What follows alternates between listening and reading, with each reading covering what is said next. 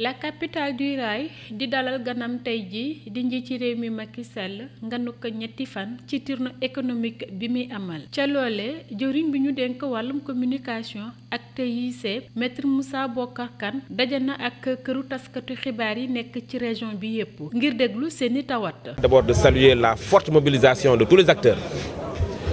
qui ont eu l'occasion de discuter avec nous, avec l'ensemble des structures du ministère qui sont sous tutelle, de l'ensemble des préoccupations aujourd'hui qui intéressent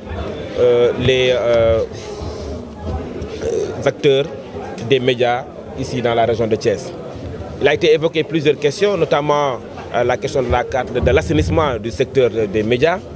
qui est une question fondamentale dans la mesure où ils ont tous remarqué, effectivement, noté les efforts que l'État du Sénégal a mis en place pour tenter avec les acteurs de manière consensuelle à assainir ce secteur. Et donc c'est l'occasion de rappeler encore une fois que la carte nationale de la presse est entrée, son éligibilité est entrée en vigueur depuis le 1er décembre 2022 et qu'aujourd'hui c'est une obligation de présenter cette carte-là avant de pouvoir exercer cette profession de journaliste ou de technicien des médias. Et c'est l'occasion pour réitérer encore une fois les exigences, cette exigence-là forte de la part de l'État du Sénégal, qui veillera effectivement au respect par tous les acteurs des médias de l'éligibilité de cette carte de presse, qui est fondamentale pour assainir ce secteur. Ce secteur également a connu, il a été évoqué avec les autorités, avec les acteurs en tout cas, la difficulté que traversent beaucoup de jeunes reporters, correspondants dans les régions. Ils ont levé le voile sur les conditions de travail, sur la précarité dont ils sont quasiment victimes dans les conditions de travail et sur aussi l'absence de formation adéquate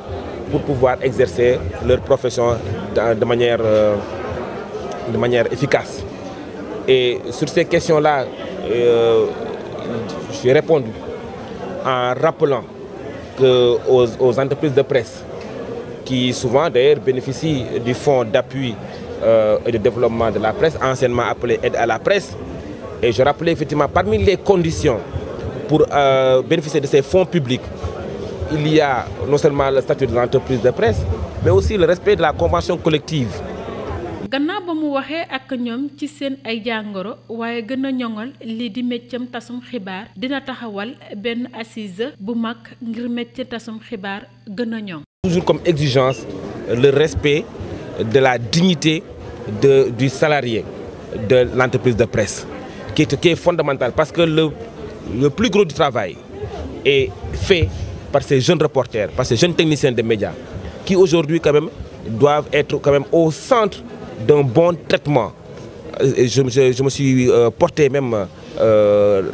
avocat et défenseur même de ces jeunes reporters, ces jeunes qui ont droit à la formation, qui ont droit à un traitement salarial minimal et décent, qui ont droit aussi à une formation permanente, une formation continue. Et voilà, c'est des questions sur lesquelles nous devrions absolument trouver un accord définitif, une discussion claire et clairvoyante et riche avec tous les acteurs du secteur, notamment au cours des assises de la presse et des médias qui sera organisée d'ici quelques mois. Ce sera l'occasion vraiment de traiter cette question-là pour que définitivement que les conditions de travail de ces jeunes reporters, de ces jeunes techniciens des médias soient vraiment améliorées. Il a été question également des radios communautaires au niveau de la région de Thiès, qui ont quand même effectivement évoqué également les difficultés qu'elles rencontrent en termes de charges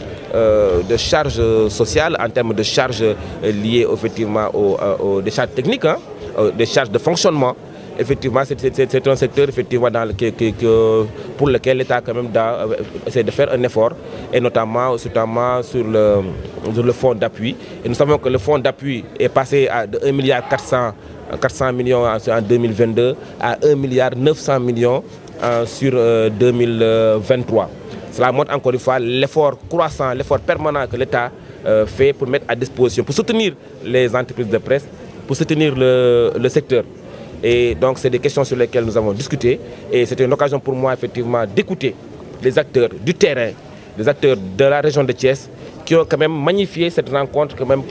qui ont tous dit que c'est la première fois effectivement qu'une rencontre de cette nature se tient ici dans la région,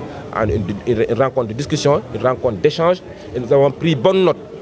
de toutes les recommandations et toutes les complaintes de ces associations de presse et que nous allons effectivement voir avec tous les acteurs au niveau national comment effectivement résorber certaines difficultés que traversent effectivement ces acteurs des médias.